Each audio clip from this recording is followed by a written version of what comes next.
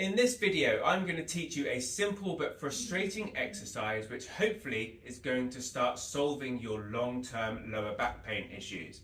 Now, this exercise is all about strengthening our spinal stabilizer muscles. Now, as you probably know, your spine is made up of individual vertebrae, and those vertebrae are joined together by small muscles. Now, the role of those muscles is to stabilize the spine, whether we're sitting, standing, or moving.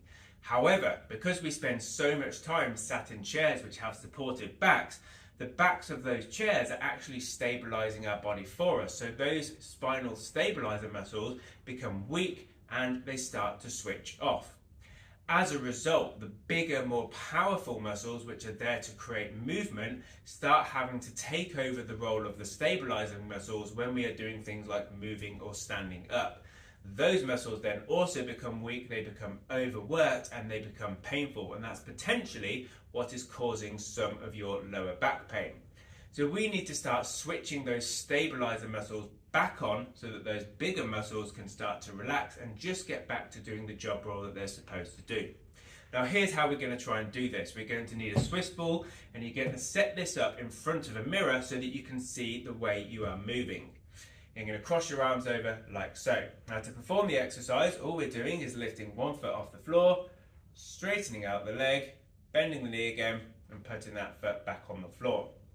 Now, what we're hoping for here is long term, we're going to be able to do this without any movement at all occurring at the spine.